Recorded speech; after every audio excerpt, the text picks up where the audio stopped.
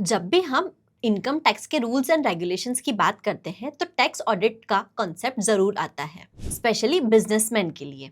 और जिसका नाम सुनते ही बिजनेसमैन टेंशन में आ जाते हैं। तो आज हम देखेंगे आखिर क्या होता है टैक्स ऑडिट कब एप्लीकेबल होता है, इसे करते कैसे हैं, टैक्स ऑडिट रिपोर्ट के फॉर्म, टैक्स ऑडिट की last date and penalty for non filing of tax audit report.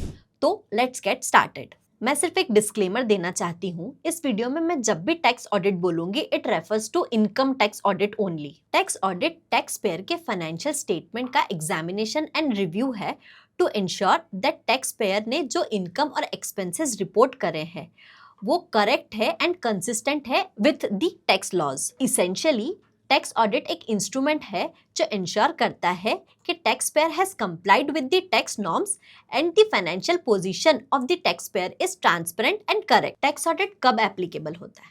तो tax audit in following tax payers को एप्लीकेबल होता है subject to the following conditions. Number 1, business entities. अगर किसी business entity का turnover, gross receipts या total sale एक financial year में 1 करोड़ से ज्यादा है तो उन पर टैक्स ऑडिट एप्लीकेबल होता है। Number 2, professionals. अगर किसी प्रोफेशनल का टोटल रिसीट एक फाइनेंशियल ईयर में 50 लाख से ज्यादा है तो उस पर टैक्स ऑडिट एप्लीकेबल होता है। Number 3, tax payer opting for presumptive taxation. अगर कोई टैक्स पेयर प्रिजम्पटिव टैक्सेशन के लिए ऑप्ट कर रहा है और क्लेम कर रहा है कि उनका प्रॉफिट एक प्रिस्क्राइब्ड लिमिट से कम है तो उनके लिए टैक्स ऑडिट करना मैंडेटरी है। Number 4, businesses opting for presumptive taxation. अगर किसी बिजनेस का टर्नओवर 2 करोड़ से ज्यादा है और वो अपनी इनकम या अपना प्रॉफिट 8% से कम एंड 6% से कम in case of non cash transactions दिखा रहे हैं और उनकी जो टोटल इनकम है वो टैक्सेबल लिमिट से ज्यादा है तो उनके लिए टैक्स ऑडिट करना मैंडेटरी है।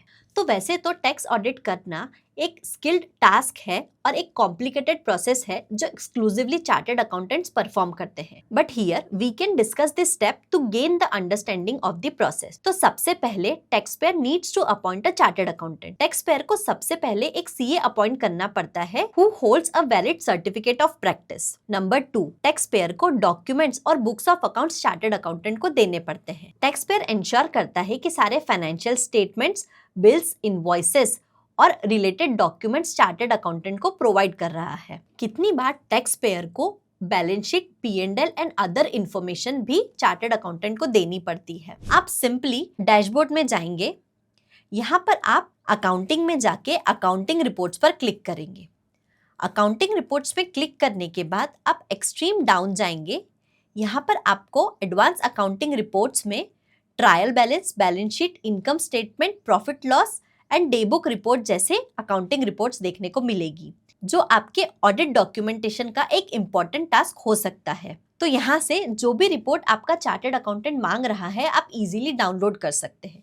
फॉर एग्जाम्पल हम यहाँ पर हमारा बैलेंस शीट ओपन करेंगे, हम सिंपली ओपन पर क्लिक करेंगे और यहाँ पर हमें हमारा बैलेंस शीट का डिटेल दिख जाएगा। यहाँ पर हमें वर्टिकल व्यू और हॉरिजॉन्टल व्यू के 2 ऑप्शंस मिलेंगे।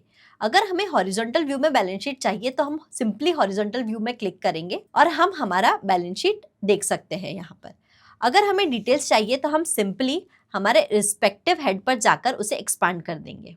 सारे डॉक्यूमेंट्स मिलने के बाद सीए जो है वो डॉक्यूमेंट्स को एग्जामाइन करता है और उनकी एक्यूरेसी चेक करता है। इन केस डॉक्यूमेंट्स या फाइनेंशियल स्टेटमेंट्स में कोई इनकंसिस्टेंसीज या डिस्क्रिपेंसीज फाउंड होती है तो चार्टर्ड अकाउंटेंट जो है वो टैक्स पेयर के साथ डिस्कस कर सकता है for clarification. And lastly chartered accountant एक ऑडिट रिपोर्ट प्रिपेयर करता है to give reasonable assurance of the financial statement correction and completeness. Once tax payer accepts the audit report, chartered accountant उसे online portal के through submit करता है।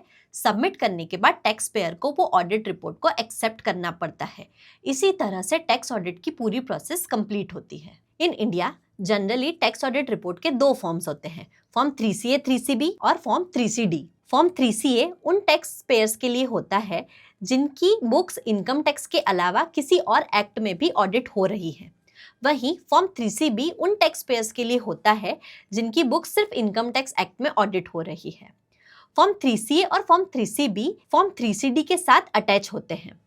Form 3CD जो है वो क्रूशियल फॉर्म है टैक्स ऑडिट का, जहां पर चार्टर्ड अकाउंटेंट अपनी सारी ऑडिट फाइंडिंग्स रिपोर्ट करता है। ये फॉर्म बहुत क्रूशियल है और इसे इसलिए बहुत कॉशियसली भरना पड़ता है। Once Form 3CA, 3CB and Form 3CD is filed, they are uploaded to Income Tax portal accordingly. Last date of filing tax audit is 30th September of the assessment year. वहीं अगर tax payer कोई international transactions में deal करता है तो उसके लिए tax audit की ड्यू डेट होती है 31 अक्टूबर ऑफ द असेसमेंट ईयर। अगर किसी टैक्स पेयर को टैक्स ऑडिट रिपोर्ट फाइल करना मैंडेटरी है और उसने वो फाइल नहीं करी है तो he may attract penalty of 0.5% of the turnover, sales और ग्रॉस रिसीप्ट और ₹1,50,000 विच एवर इज लोअर। तो ये था हमारा डिस्कशन टैक्स ऑडिट के बारे में। अगर आपके कोई सजेशंस है या आप कोई क्वेश्चन पूछना चाहते हैं तो आप हमें कमेंट बॉक्स में बताएं। Thank you.